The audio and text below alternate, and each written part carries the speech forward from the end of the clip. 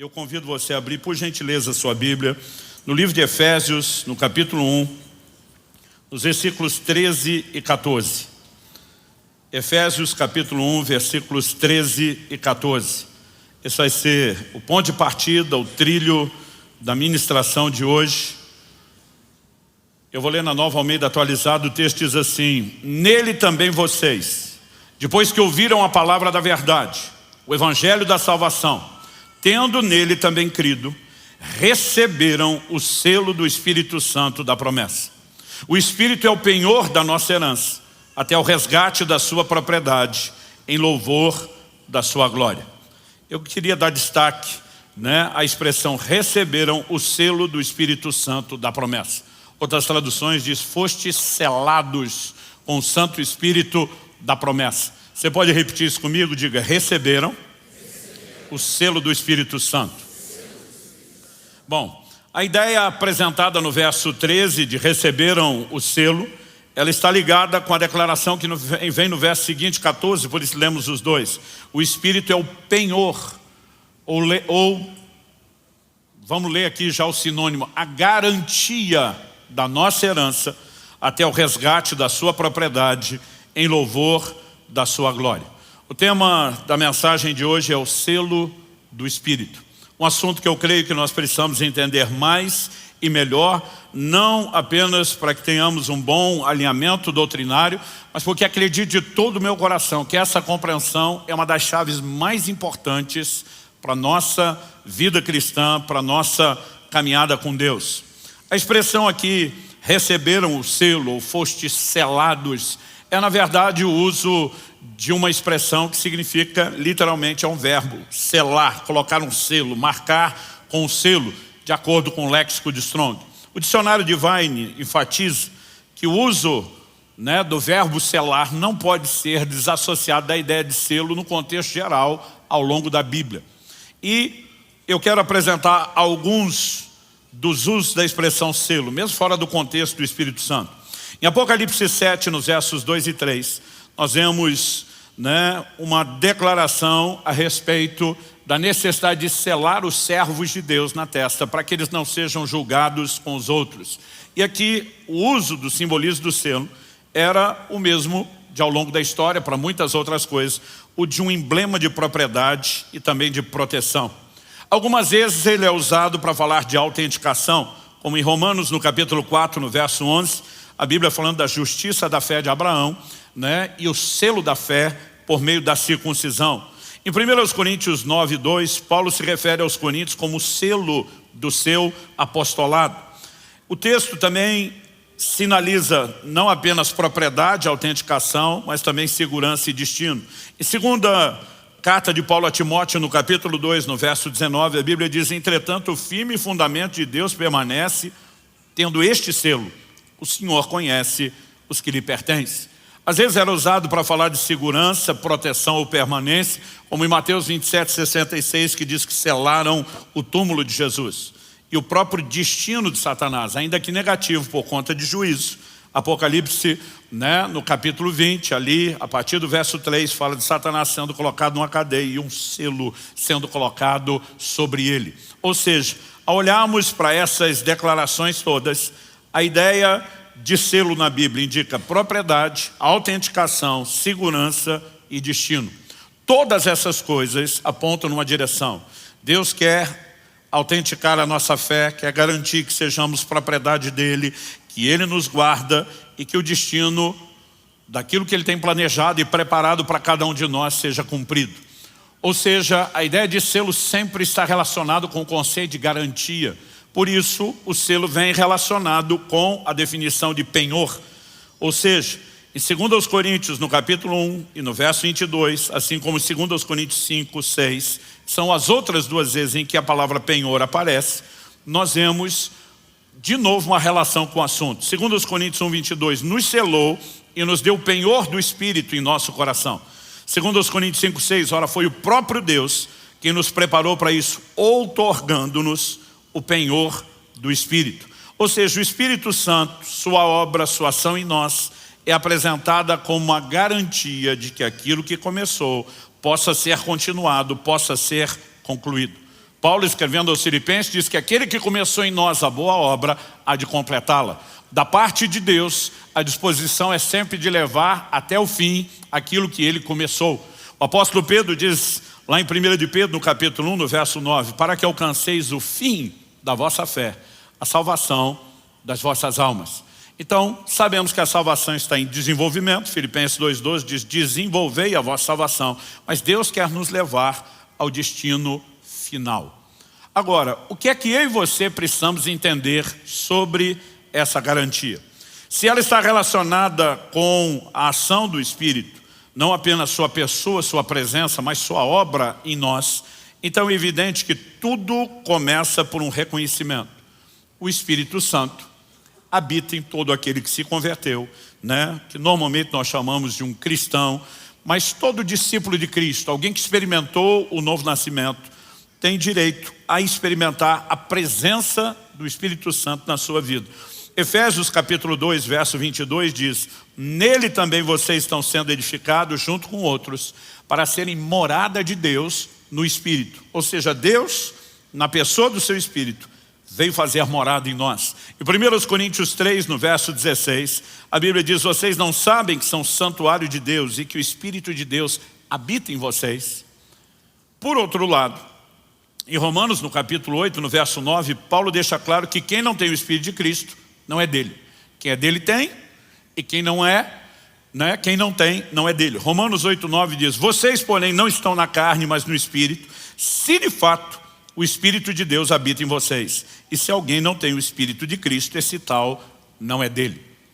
No entanto, nós não podemos negar que há alguns textos que, quando falamos do Espírito Santo, de receber o Espírito Santo, eles são um tanto quanto contraditórios. Eu digo soam, porque a Bíblia não se contradiz. Ela é perfeita, né, na sua harmonia, na maneira como a sua revelação se encaixa. E eu costumo dizer que diante de qualquer aparente contradição, o que você tem é apenas um desafio de interpretação.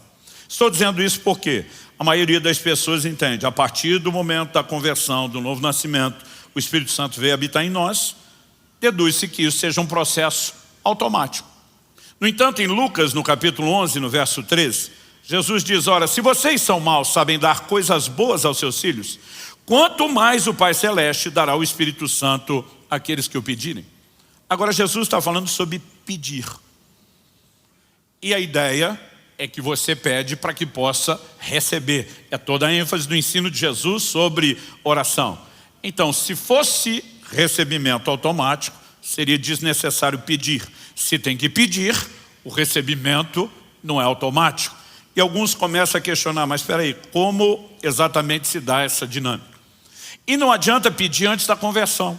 Ah não, está falando de pedir porque é a pessoa que quer converter, e quando converter, ela automaticamente vai receber. Jesus diz em João, no capítulo 14, no versos 16 e 17, eu pedirei ao Pai, Ele lhes dará outro Consolador, a fim de que esteja com vocês para sempre. É o Espírito da verdade que o mundo não pode receber, porque não vê nem o conhece.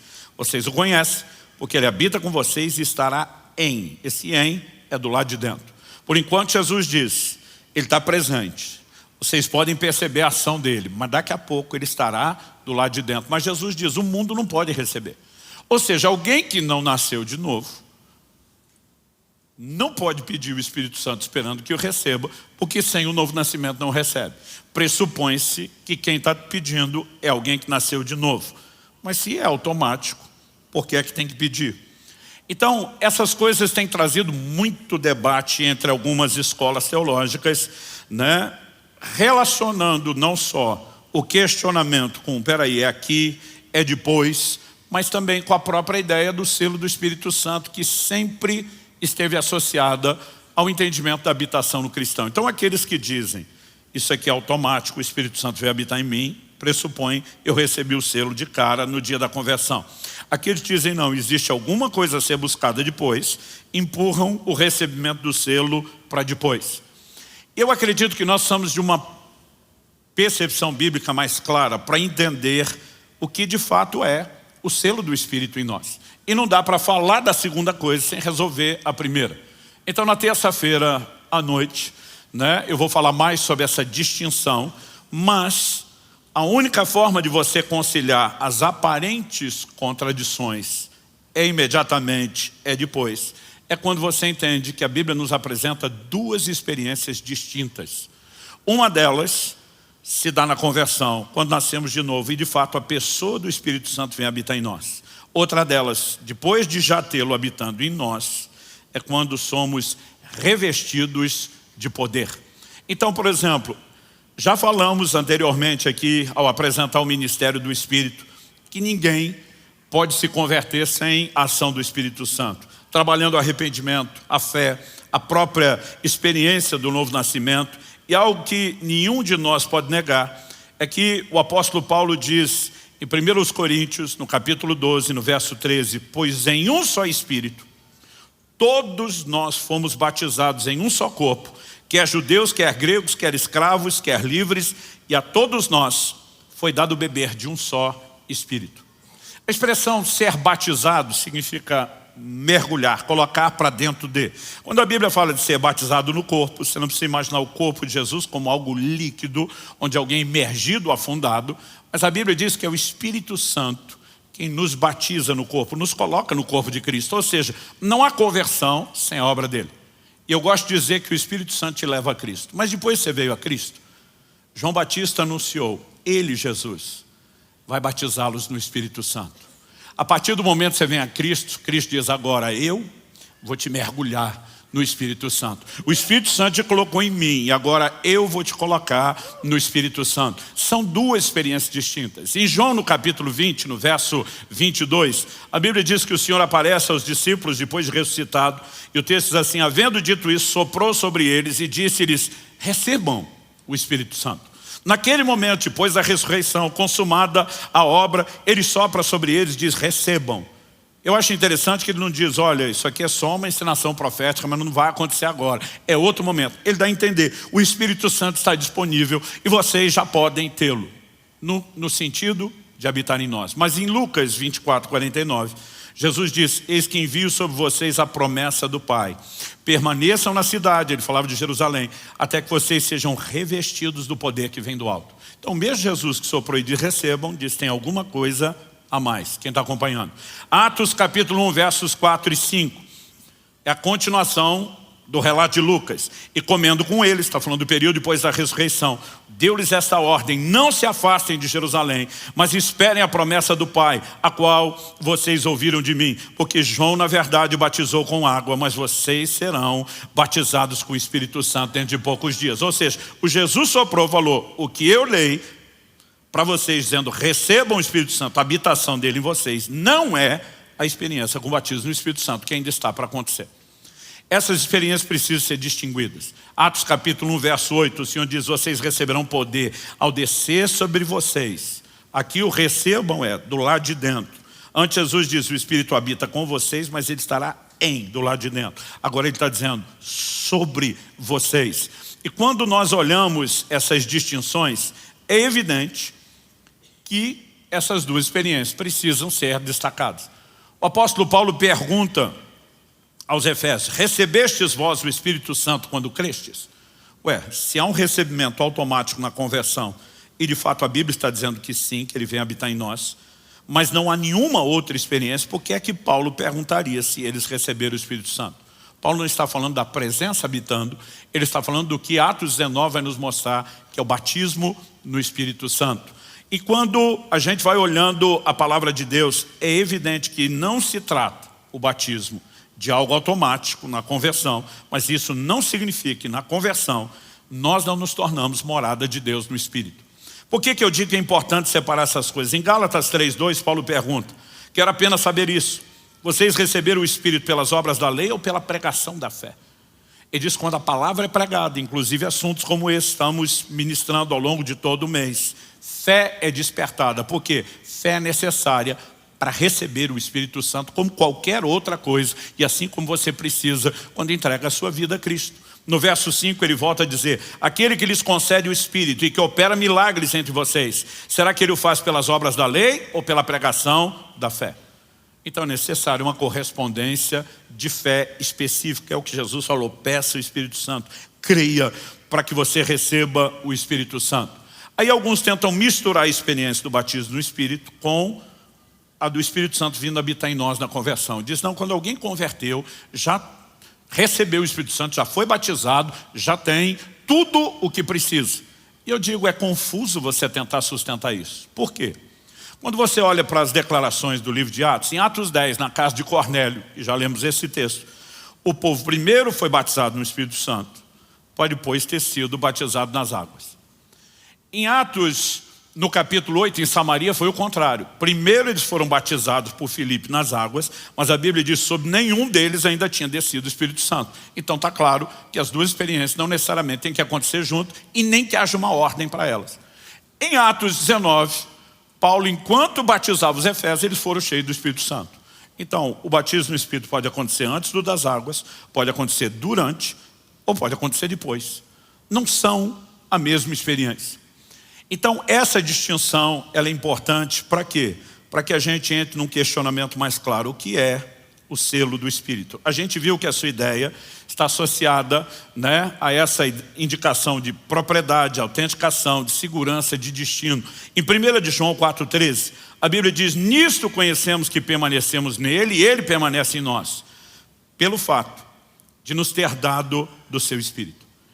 Eu acho interessante a Bíblia não só dizer, nisto sabemos que experimentamos ele, mas ele fala de permanecer nele e ele permanecer em nós, e essa permanência, nós nele e ele em nós, porque nunca é só um lado, é interação de ambas as partes, como a gente vem destacando mensagem após mensagem, e eu vou seguir falando dessa interação o tempo todo, né? A Bíblia nos mostra que isso está relacionado com a ação, a obra do Espírito Santo.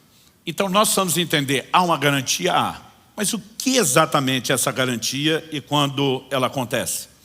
De uma forma geral, as igrejas tradicionais históricas sempre associaram o selo com a conversão. Até porque o texto que nós lemos de Efésios capítulo 1 é muito claro. Ele diz, nele, se você olhar o versículo 12, termina falando em Cristo. Então nele é em Cristo, né? Quando chega ali Efésios 1,13, nele também vocês, depois que ouviram a palavra da verdade, o evangelho da salvação, ou seja, quando forem evangelizados, tendo nele também crido, quando houve a resposta de fé para a conversão, receberam o selo do Espírito Santo da promessa. Então eles sempre disseram, não tem o que discutir. Foi na hora que o evangelho foi pregado, houve uma resposta de fé, houve conversão, houve novo nascimento, o Espírito Santo veio habitar em nós, a habitação dele, a partir da conversão, é o selo. Quando o movimento pentecostal rompeu por todo o mundo, na virada do século XIX para o XX, porque ao longo de muitos séculos as manifestações do Espírito Santo, os dons, as experiências se tornaram muito raras e pouco experimentadas. Mas quando Deus começou a restaurar isso no movimento pentecostal, e eu gosto de dizer que isso se espalhou que nem fogo em capim seco pelo mundo todo, eles começaram a dizer, não, o selo, a garantia não é o novo nascimento, a conversão.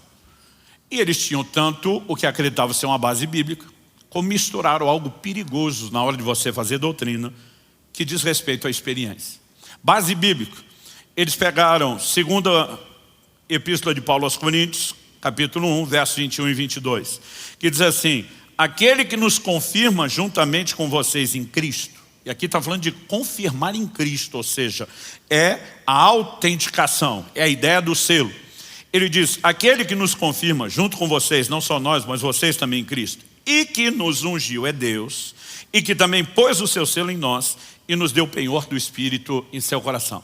E sério, peraí, quando está falando que nos ungiu, está relacionando o selo com a unção, com o revestimento de poder, com a segunda experiência e não com a primeira. É aqui que está a confirmação. E aí, para tentar justificar a interpretação, eles misturaram experiência. Tem um monte de crente que nasceu de novo e está desviando. Se tem uma garantia, um penhor, como é que está se perdendo no processo? O penhor é o poderoso, glorioso batismo no Espírito Santo, que quando você é revestido de poder, você vai vencer o pecado, o mundo, o diabo, Satanás e tudo. E começaram a identificar a experiência do selo com o batismo no Espírito Santo. Tanto que até hoje, no meio pentecostal, a expressão selado é sinônimo de batizado no Espírito Santo. Eu me lembro das campanhas de avivamento, quando o pregador no final dizia, e no final dessa semana, nós tivemos tantos selados com o Espírito Santo. Porque eles simplesmente começaram a bater o pé e dizer, o selo está aqui. No entanto, o argumento da experiência, tem crente nascido de novo, não batizado, desviando, virou-se contra eles, quando muita gente que além de nascer de novo e ter sido batizado do Espírito Santo, começaram a desviar. Aí a turma dizia, mas e o argumento de que tem garantia e o processo não perde? Alguém disse, ok, vamos tirar a experiência. Esse texto fala claro da conversão, o outro, e esse texto fala claro da unção, e não são as mesmas experiências. E o que eu acho curioso é as pessoas tentar brigar por qual versículo é que tem razão. Como se uma parte da Bíblia fosse verdadeira e a outra não. Como se uma tivesse certa e a outra errada, e a gente tem que descobrir qual é a certa. A verdade está no todo, na concordância. E a palavra de Deus não se contradiz. Então a pergunta a ser feita é, existe alguma outra coisa que possa indicar que o selo do Espírito não seja só isso aqui que acontece na conversão, nem só isso aqui que acontece no batismo no Espírito Santo, mas pode ser alguma coisa que não exclua nenhum nem outro, mas que também não se contradiz? E eu creio que esse é o ponto a ser explorado. Quando as pessoas me perguntam, pastor, quando o senhor acredita que se dá o selo na vida do cristão? Na conversão, no batismo? Eu falo, nenhum nem outro, mas nos dois. A turma, não, peraí, agora o senhor complicou as coisas. Eu falei, não é só isso, não é só aquilo, envolve isso, mas é maior do que o que vocês estão enxergando. E eu quero tentar te mostrar que talvez a nossa perspectiva errada de definir o selo é tentar estabelecer uma linha do tempo e dizer aonde cronologicamente ele aconteceu.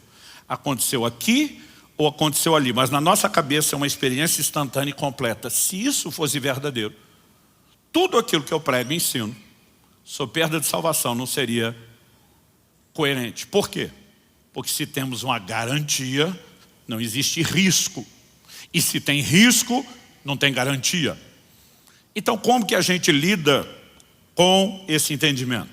Eu acredito que além de separar as duas experiências, isso precisa ser claro, eu e você precisamos entender que ainda não temos tudo o que podemos ter e nem experimentamos tudo o que podemos experimentar do Espírito Santo.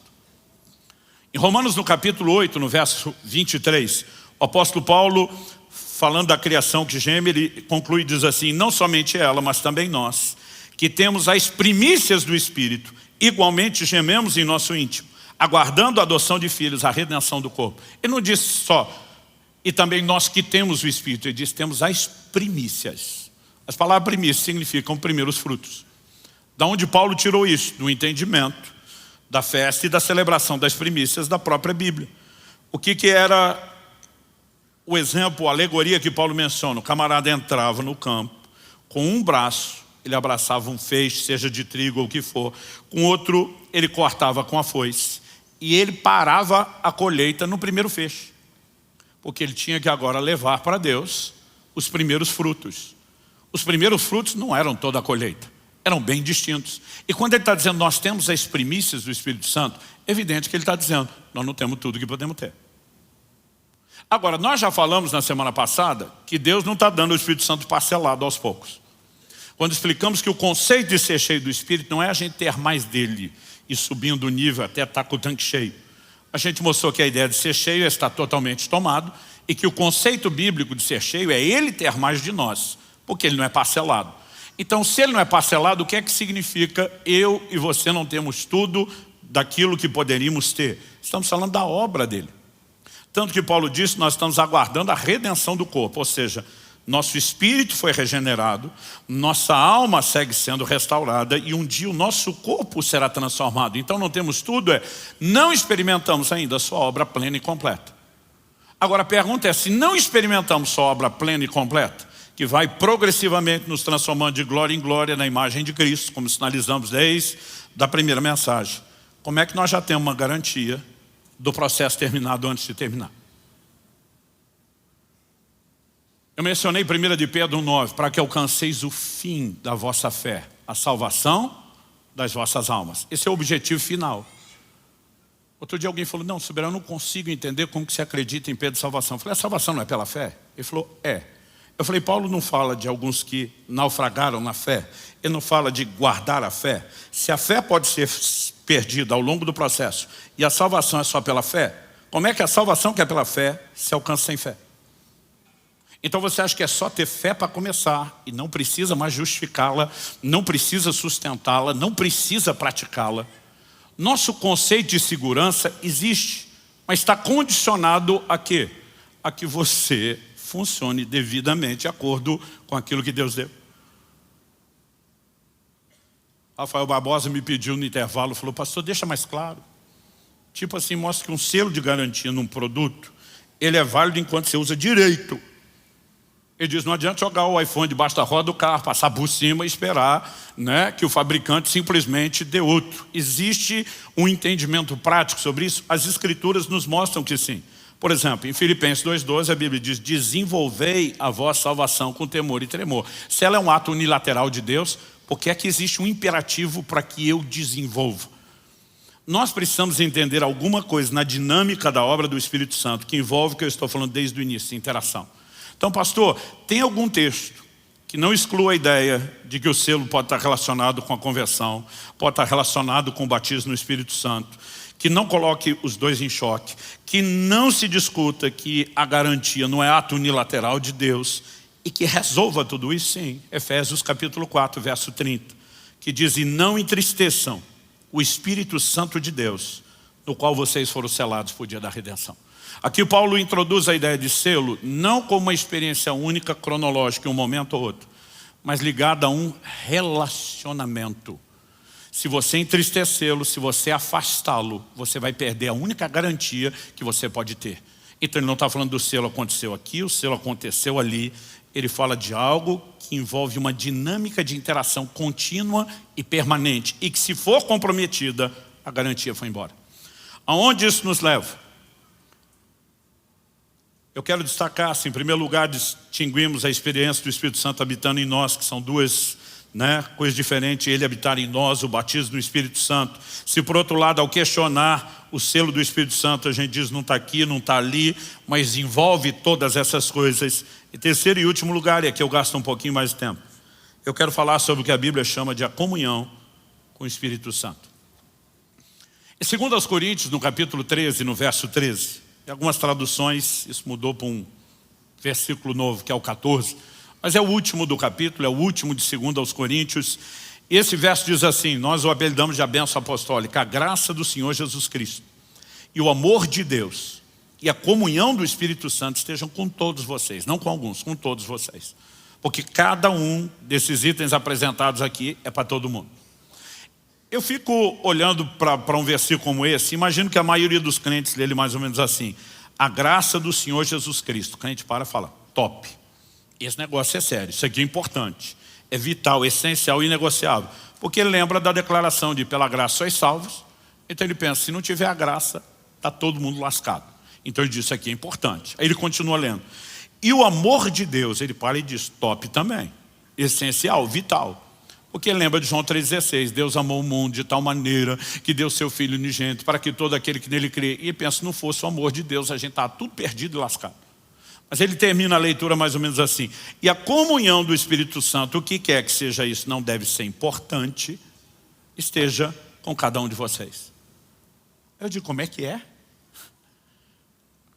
O Senhor Jesus oferece algo que é vital, a graça, sem o qual não tem vida cristã, não tem salvação, não tem relacionamento com Deus.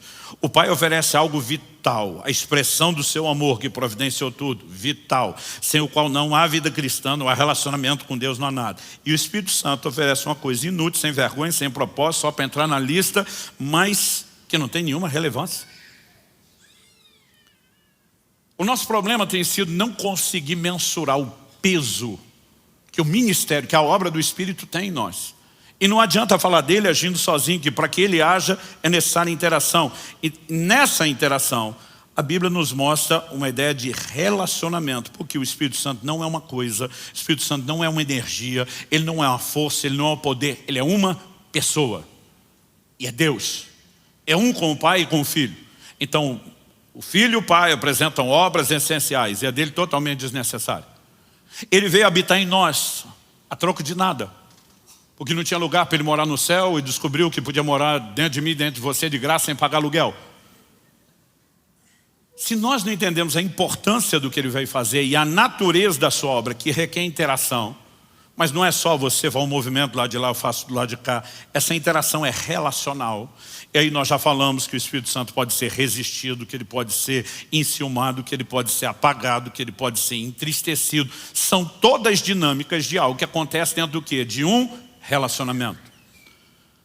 Ao olhar para as Escrituras, nós percebemos toda uma sinalização de que era para a gente interagir com ele como interagimos com uma pessoa de carne e osso. João capítulo 14, versos 25 e 26.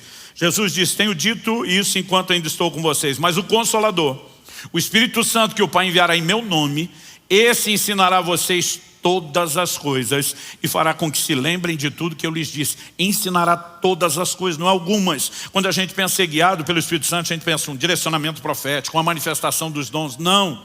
Como nós vamos falar na semana que vem, no próximo domingo, se Deus permitir, um dos conceitos de ser guiado é ser tomado pela mão e ser conduzido até o destino final. Nós não estamos falando de um mero direcionamento profético, de uma experiência de dons. Estamos falando de viver a vida cristã debaixo da plena condução e liderança dele. E isso envolve o quê? Uma dinâmica de relacionamento. Não tratá-lo como um ser impessoal. Atos capítulo 8, verso 9. Então o Espírito disse a Filipe: aproxime-se dessa carruagem e acompanhe. Alguém que fala coisas particulares, num nível muito personalizado, que dá direcionamento e que junto com ele demonstra os seus resultados sobrenaturais. Atos capítulo 10, versos 19 e 20. Enquanto Pedro meditava a respeito da visão, o Espírito lhe disse: estão aí 3 homens à sua procura. Portanto, levante-se, desça, vá com eles sem hesitar, porque eu os enviei. Quando você olha a forma como esse povo vivia e relacionava com o Espírito Santo, ele era tratado como uma pessoa a ser ouvida, a não ser entristecida, a não ser afastada, a não ser apagada, alguém que não poderia ser deixado com ciúmes. Ou seja, a ideia de relacionamento. Eu quero que você me acompanhe, por gentileza, em Hebreus, no capítulo 6, e nós vamos ler dos versículos 4 até o 9. Esse ensino aos Hebreus, para mim, é importantíssimo dentro do assunto que nós estamos falando. E o escritor diz assim, Hebreus 6, de 4 a 9. É impossível, pois, que aqueles que uma vez foram iluminados, provaram o dom celestial, se tornaram participantes do Espírito Santo, provaram a boa palavra de Deus e os poderes do mundo vindouro e caíram. Sim, é impossível outra vez renová-los para arrependimento, visto que de novo estão crucificando para si mesmos o Filho de Deus e expondo a zombaria. Outras traduções mais antigas dizem vitupério, que significa desonra pública. Deixa eu fazer uma pausa antes de ler os versículos 7 a 9. O texto está falando de gente que caiu, e não só caiu, mas ultrapassou uma linha sem volta. Ele diz: caíram a tal ponto que é impossível renová-los para arrependimento. Aí eu ouço o time que não acredita em Pedro salvação dizer: não eram salvos. Eu digo: como é que caíram? Se não eram salvos, já estava caído. Está todo mundo caído, longe de Deus, distante, inimigo. E aí você vai dizer que eles caíram sem ser salvos. Ah não, é que eles até vieram para a igreja, comportaram como que era crente, mas não era. Eu digo: fala sério. Impossível renová-los para arrependimento. Para renovar, tem que ter tido arrependimento antes. Quem que conduz ao arrependimento? O Espírito Santo, ainda que haja responsabilidade do homem interagir. Então ele estava lá. O texto diz que eles foram iluminados. Significa que a luz de Deus brilhou na vida deles. Não é gente tentando alguma coisa sem Deus, que está olhando dizendo: não escolhi vocês, quero saber de vocês, não tem nada a ver com vocês. A Bíblia diz que a luz de Deus brilhou na vida deles. Resplandeceu no meio das trevas da vida deles. O texto diz que receberam o dom celestial. Quando Jesus usa a expressão nascer de novo, no original é nascer do alto. Paulo em Romanos 5 fala dos que receberam a abundância da graça e o dom da justiça. Ou seja, receber o dom celestial, para simplificar, está falando de nascer de novo. E para a gente não gastar tempo discutindo isso e provar que isso é novo nascimento, é só pegar a próxima declaração. E se tornaram participantes do Espírito Santo. Jesus disse que o mundo não pode recebê-lo. E que se alguém não tem, não é de Cristo. Porque aqui está a determinação clara de quem é de Cristo. Agora eles se tornaram participantes. Não é que foram tocados, mas não deixaram ele terminar o trabalho. Se tornaram participantes do Espírito Santo. O receberam, sem ser salvo. A Bíblia diz: provaram a boa palavra de Deus. E provar aqui da ideia de saborear. A tradução espanhola de Reina Valera diz: degustaram, saborearam a palavra de Deus. Ou seja, não receberam apenas um evangelho mal pregado, explicado, foram discipulados, ensinados, instruídos na palavra. A Bíblia diz, e provaram os poderes do mundo vindouro. O que você pode falar desde a transformação do fruto do Espírito, a manifestação dos dons. Tudo isso sem ser salvo. Eu digo, uma façanha muito grande tentar dizer isso. Mas a pergunta é, se só ter o Espírito Santo habitando em nós, ou se só ter sido batizado no Espírito Santo é garantia de que o processo termine, como que alguém que participou do Espírito Santo pode cair a ponto de não mais poder ser renovado para arrependimento? Então a pergunta é, será que nós entendemos o que exatamente é o selo? Do que o texto está falando? Vamos continuar no verso 7 até o 9. O verso 7 começa com a conjunção explicativa. Por quê? Um raciocínio está sendo construído e uma explicação será feita. Porque a terra que absorve a chuva que frequentemente cai sobre ela e produz plantas úteis para aqueles que a cultivam, recebe bênção da parte de Deus. Mas se produz espinhos e ervas daninhas, é rejeitada, perto está da maldição e o seu fim é ser queimada. Eu durante muito tempo li os versículos 7 e 8 com uma sensação de, parece que copiar e colar o texto no lugar errado. Na linguagem de informática, Ctrl+C e Ctrl+V no lugar errado. Eu não sei se alguém já fez isso. Já fiz isso com texto, com livro. Estou revisando o material, não. Eu sei que não ficaria tão bem aqui quanto lá no fim. Eu recorto, mas enquanto ainda estou analisando, até na hora de chegar ao lugar, eu fico me perguntando, o que é que eu fiz com esse texto? Eu preciso de outra revisão para descobrir que colei no lugar errado. Né? E aí fica totalmente sem sentido. A sensação que eu tinha é essa. Mas no versículo 9, o escritor deixa claro que ele não mudou o assunto. Ele diz, quanto a vocês, meus amados, ainda que falemos dessa maneira, estamos certos de que coisas melhores os esperam, coisas relacionadas com a salvação. Você pode repetir isso comigo? Diga, coisas melhores relacionadas com a salvação. Só mais uma vez, coisas melhores relacionadas com a salvação. Outra tradução diz, de vós, amados, esperamos coisas melhores. O que significa esperamos coisas melhores? Em primeiro lugar, no sentido genérico, falando de todo crente, em todo lugar, em todas as épocas, Deus tem o direito de esperar de mim e de você o melhor, o nosso crescimento, porque Ele fez o seu melhor por nós. Filipenses 1:27 diz que eu e você temos que viver de modo digno do Evangelho com o qual nós somos chamados. Isso não significa que a gente recebeu o Evangelho por ter dignidade própria, mas depois que o Evangelho nos dignificou em Cristo, nós precisamos de uma resposta digna ao investimento feito. E nós temos que levar Deus a sério. Não podemos viver de brincadeira. Quem está entendendo? Então ele está dizendo, de você esperamos coisas melhores. Esse é o sentido genérico. Mas ainda que a gente vá olhar aquilo que é genérico para todo cristão, não dá para negar que o escritor de Hebreus estava falando com um grupo específico de crentes. Então ele está falando por um grupo de crentes que está de pé, mas ele acabou de citar um grupo de crentes que não só caiu, mas caiu a ponto de não poder ser renovado para arrependimento. Aí ele fala para os de pé, de vocês, esperamos coisas melhores. Melhores do que quem? Do que eles. E é nesse intervalo que ele apresenta uma alegoria. Ele está falando de crente bom, que está de pé, e crente ruim, que caiu. Crente que corresponde com Deus e crente que deixou de corresponder com Deus. E ele entra com uma alegoria, falando de terra boa e terra ruim. Terra que corresponde com fruto e terra que não corresponde com fruto. E ele não está falando literalmente de terra, porque ele termina dizendo no fim do verso 8, e o seu fim é ser queimada. Terra não queima. Você sabe que incinerador é esse que ele está falando? Então a pergunta é, qual é o grande diferencial que determina quem frutifica para Deus, quem não? Durante muito tempo, olhando para esses versos 7 e 8, de forma equivocada, eu pensava, bom, sobre um grupo choveu, sobre outro grupo não choveu. Além do fato de que a Bíblia apresenta as chuvas como uma figura do derramar do Espírito Santo, é evidente que a chuva é um investimento de Deus para que a terra frutifique. E o maior investimento que Jesus sinalizou que nós precisaríamos para viver a vida que Ele espera de nós é o Espírito Santo. Então, eu ficava pensando, então esse aqui deu bom porque choveu sobre eles, esse aqui deu ruim porque não choveu. Se isso fosse verdade, nenhum dos crentes poderia ser responsabilizado por nada. Porque a planta não tem o poder de fazer chover sobre si. Então, a que recebeu a chuva seria afortunada, e a que não recebeu seria apenas vítima de uma escolha que não é dela. E ela não poderia ser responsabilizada, o que dizer ser lançada no fogo por causa disso.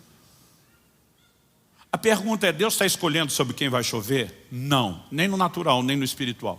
No natural, Jesus disse, O Pai Celeste faz sair o sol e cair a chuva sobre justos e injustos. No espiritual, ele diz, derramarei do meu espírito sobre toda a carne.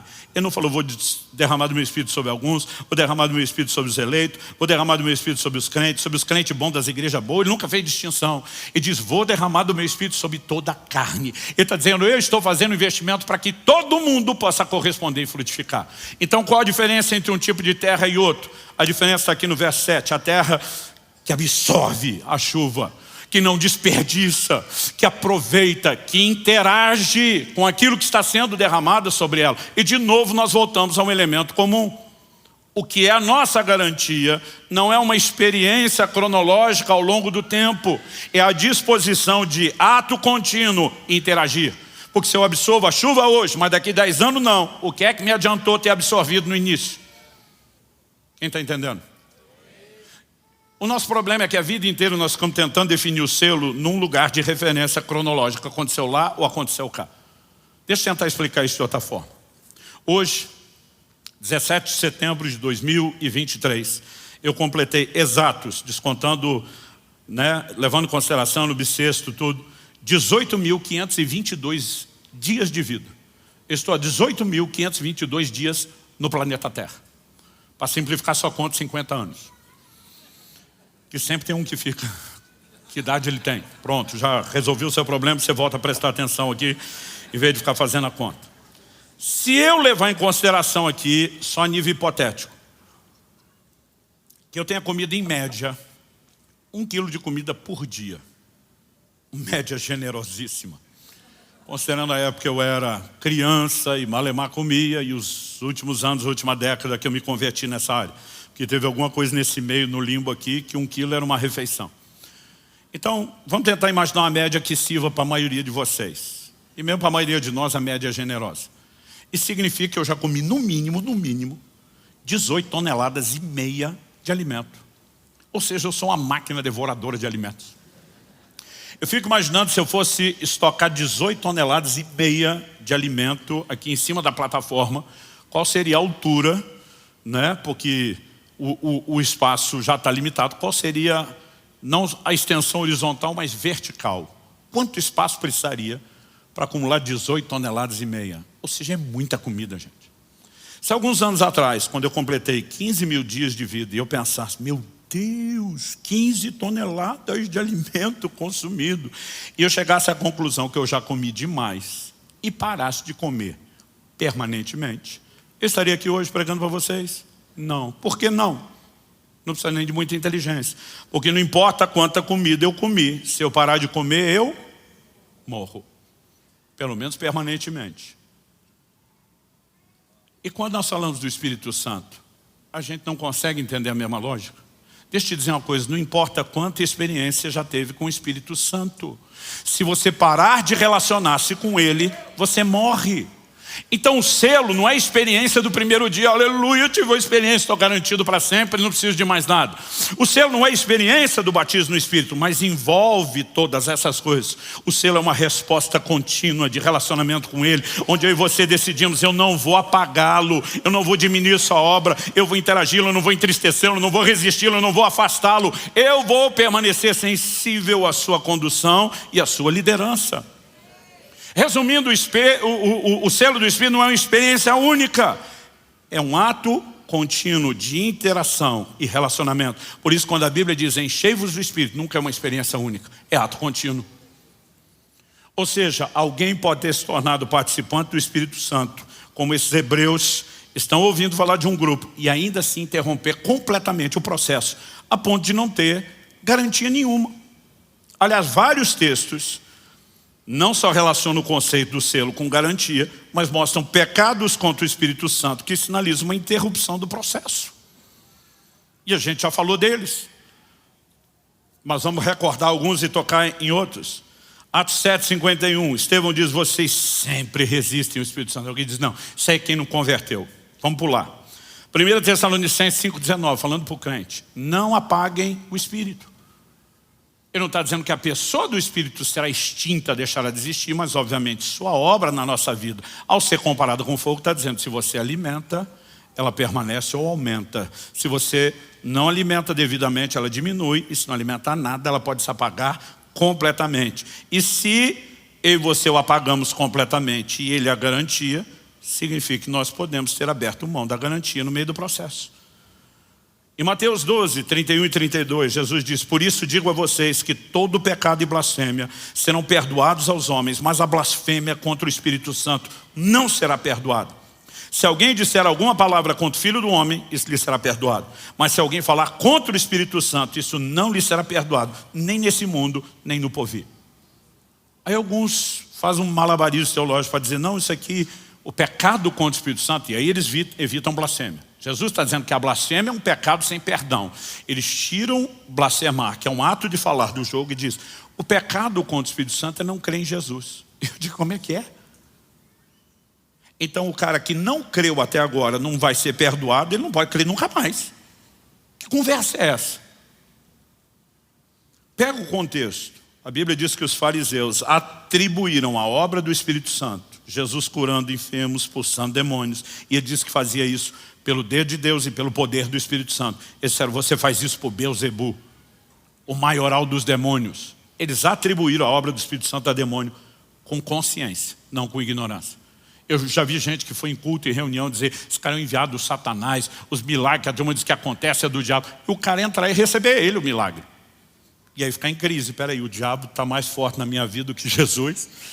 E tem que parar e pensar e perceber que ele estava numa grande ignorância. Mas essa turma era indiscutível. A Bíblia diz que eles o entregaram por inveja. Era indiscutível, eles reconheciam: só Deus pode fazer isso, não tem outra forma. Mas se a gente admitir, vai ficar ruim para nós. Então vão dar um tombo no cara. E deliberadamente eles passam a falar contra o Espírito Santo, atribuindo a sua obra a demônios. Alguém vai dizer: não, mas é porque não converteu. Ok, vamos falar de convertidos. Hebreus capítulo 10, de 26 a 29. E eu vou ler do 26 a 29 para fazer mais sentido o que no verso 29 é chamado de um insulto ou um ultraje ao Espírito Santo. Se continuarmos a pecar de propósito, outra versão diz deliberadamente, ou seja, intencional, depois de termos recebido o conhecimento da verdade, já não resta sacrifício pelos pecados. Ou seja, intencionalidade em pecar depois de conhecer a verdade. Alguns dizem: não, é porque aqui o ímpio está na ignorância, não sabe. Agora alguém pregou, ele não quis, ele quer ficar no pecado. E eles tentam dizer: isso aqui não é para o crente. Aí eu digo: não. Vamos continuar lendo. O texto diz: pelo contrário, resta apenas uma terrível expectativa de juízo e fogo vingador prestes a consumir os adversários. Quem tiver rejeitado a lei de Moisés morre sem misericórdia pelo depoimento de 2 ou 3 testemunhas. Imaginem quanto mais severo deve ser o castigo daquele que pisou o Filho de Deus, profanou o sangue da aliança com o qual foi santificado e insultou o Espírito da graça. Aliás, se você ler depois versos 30 e 31, a Bíblia diz: o Senhor julgará o seu povo. Horrível coisa é cair nas mãos do Deus vivo, porque o nosso Deus é um fogo consumidor. Então o Senhor julgará o seu povo, não está falando de gente que não é povo. Aí o texto diz: pisaram aos pés o Filho de Deus. Se parasse aqui, você fala: não, rejeitou Jesus, não converteu. Mas a Bíblia diz: profanaram o sangue da aliança com o qual foram santificados. Gente, alguém me explica como é possível ser santificado pelo sangue sem ser salvo? Porque uma coisa é a pessoa frequentar a igreja sem nunca ter nascido de novo, sem nunca ter se arrependido, sem nunca ter crido, sem nunca ter tido uma experiência de conversão genuína. E eu costumo dizer isso às pessoas: frequentar a igreja não fará de você um cristão, assim como frequentar o estábulo não fará de você uma vaca. Você pode ir num ambiente que tem gente com aquela natureza. Se você não mudar de natureza, você nunca será aquilo. Então é evidente que alguém pode estar no nosso meio sem conversão. Mas o livro do Apocalipse diz que a única forma de ter acesso, entrar na cidade pelas portas, é lavando as vestes no sangue do Cordeiro. Aí o cara lavou as vestes, mas não está salvo. É uma trollagem espiritual para enganá-lo. Pelo amor de Deus, gente. Agora, de alguma forma as pessoas estão olhando e falando: não, se a gente admitir isso e agora falar que ele insultou o Espírito Santo, que é a garantia, então não tem mais garantia, não continua tendo garantia. A questão é que você não pode esculhambar a garantia achando que vai continuar bem. E esse é o ponto que as pessoas de alguma forma estão buscando, uma garantia irresponsável. Eu vivo de qualquer forma, eu não preciso corresponder com Deus. Não quer dizer que você vamos acordar cada manhã com medo: perdi a salvação hoje, ou ela continua aqui. Não é isso. Mas a Bíblia está dizendo que eu e você precisamos levá-lo a sério, que nós precisamos corresponder com ele. Quem está entendendo, diga amém. O selo, portanto, é um relacionamento contínuo com o Espírito Santo. Não importa se você ao nascer de novo recebeu a habitação dele, se um dia que você foi batizado no Espírito Santo foi cheio, transbordou dele, se depois você teve um batismo de fogo com ele, se depois você viveu o poder dos dons com ele, se em algum momento você se tornar insensível para ele, você jogou fora a única garantia que tinha. Então por que é que Jesus diz, blasfemou contra mim, a gente resolve? Contra o Espírito Santo não. O que ele está dizendo? Jesus está dizendo, não, é que eu sou legal pra caramba. Eu sou assim muito amoroso, perdoador, mas o Espírito Santo não, ele é rancoroso, melindroso. Então ele, não, como eu, não vai te tratar bem. É isso que ele está dizendo? Não. Jesus está dizendo, enquanto você está me atacando, o Espírito Santo ainda está tentando te convencer do pecado. Então nós temos na Bíblia um exemplo de um Saulo que está perseguindo Jesus, lutando contra Jesus, mas o Espírito Santo trabalhando para levá-lo ao arrependimento. Mas quando você afasta aquele único que poderia fazer o que você precisa para se garantir, como é que você se garante sozinho? Quem está entendendo? É por isso que eu acho um absurdo quando alguns pregam que na tribulação o Espírito Santo vai ser tirado da terra e o cara que com a ajuda dele nunca converteu, agora vai converter por esforço. Eu digo que vocês estão de brincadeira. Nós precisamos entender a centralidade, a proeminência da obra do Espírito e que eu e você temos responsabilidade na interação. O selo é uma garantia? Sim. Nenhum de nós precisa ter medo de que o processo seja interrompido, porque Deus não vai interromper a parte dele enquanto eu e você estamos interagindo devidamente com Ele. E a interação, ela se chama relacionamento, porque Ele é um ser pessoal, Ele não é uma força qualquer. A dinâmica dessa interação vai ficar mais clara na semana que vem, quando falarmos sobre a forma como Ele deseja nos liderar e qual o nível de resposta que você temos que dar a Ele. Mas eu gostaria que hoje a gente pudesse terminar com alguns momentos de oração. Por quê? Nós precisamos rever o nosso relacionamento. De tempos em tempos a gente precisa parar, dar uma olhada e rever. E um de nós acorda amanhã resmungando, hoje é dia de maldade, o que é que eu posso fazer para machucar, para ofender, para entristecer o Espírito Santo? Não é assim que funciona. E eu, pelo menos, quando olho para a minha vida, eu posso garantir para você que por compromisso, por proximidade, por uma série de assuntos sem tirar a responsabilidade de amar os demais, as pessoas que eu mais amo são minha família. Eu nunca acordei uma manhã pensando, o que eu posso fazer hoje para machucar o coração da Kelly? O que eu posso fazer hoje para entristecer ou magoar o Israel ou a Alice? Mas muitas vezes eu fiz isso.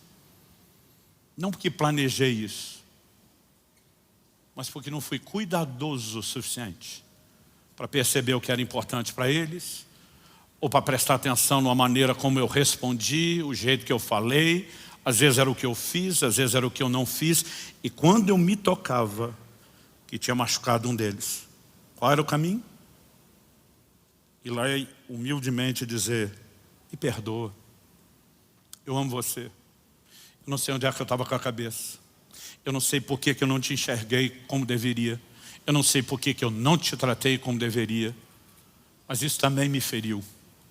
Eu não quero você distante. Eu quero um relacionamento legal. Vamos consertar isso. Como fazemos com o Espírito Santo? Não é diferente. Agora, eu nunca cheguei para minha esposa e disse, te prometo que nunca mais vai acontecer isso, porque eu não sou louco.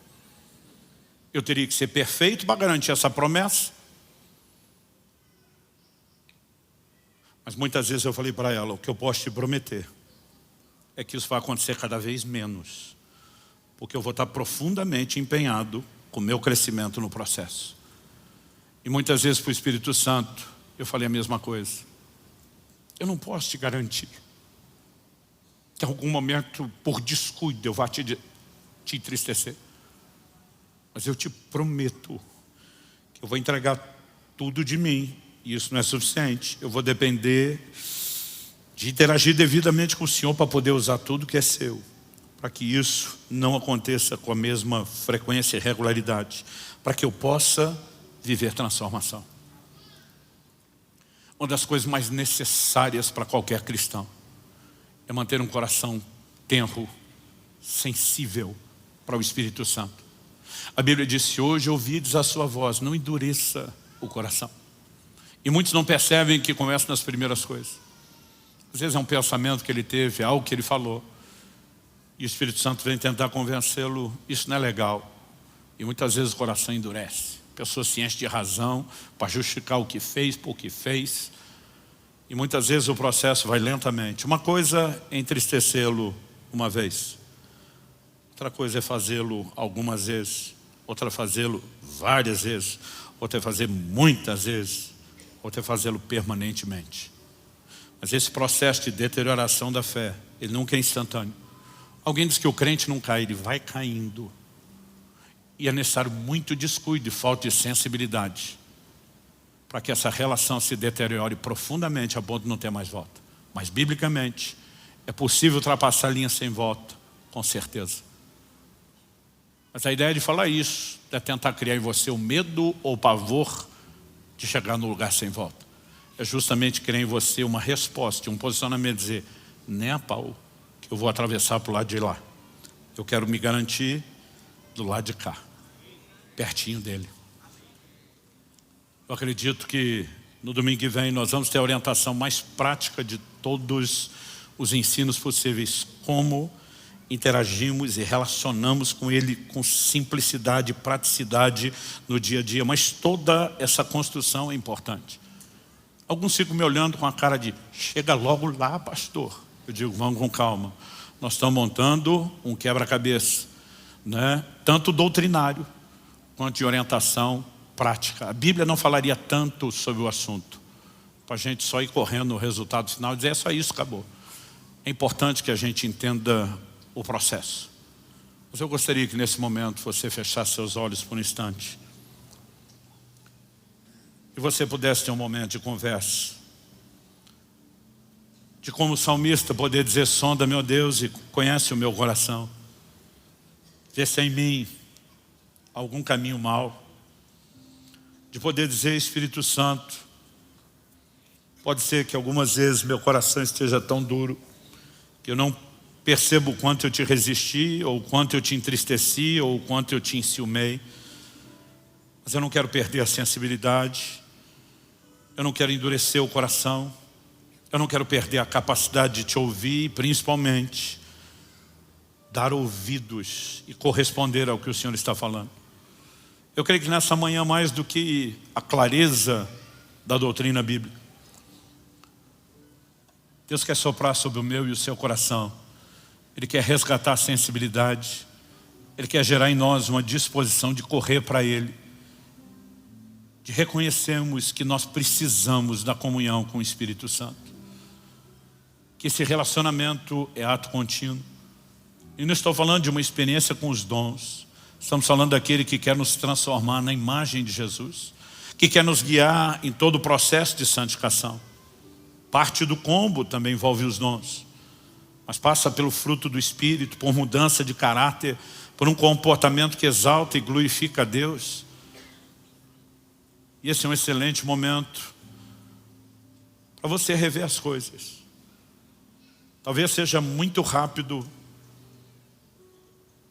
para o que a gente num paralelo chamaria de um ADR, discutir a relação com Ele. Mas pode ser um momento de, pelo menos dizer para Ele, foi mal, eu sinto muito, eu quero me aproximar, eu quero descobrir o que é estar perto, eu quero conhecer o que talvez eu nunca conheci, sobre esse lugar de relacionamento, de comunhão, de intimidade. Fale isso para Ele. Espírito Santo sopra sobre nós. Nós temos clamado dia após dia, semana após semana ao longo desse mês, por despertamento, por um sopro de Deus, por uma mudança não só de entendimento, mas de atitude, de comportamento de cada um de nós. E nós reconhecemos o quanto precisamos do Teu toque. E ainda que haja disposição de correspondência, nós não podemos fazer isso sozinhos. Então nós oramos, sopra sobre nós, não só aqui e agora, mas que saímos desse lugar, haja aquela percepção de que algo distinto começou. E a capacidade de corresponder ao Senhor seja encontrado no coração de cada um de nós. Nós oramos em nome de Jesus e para a glória de Deus.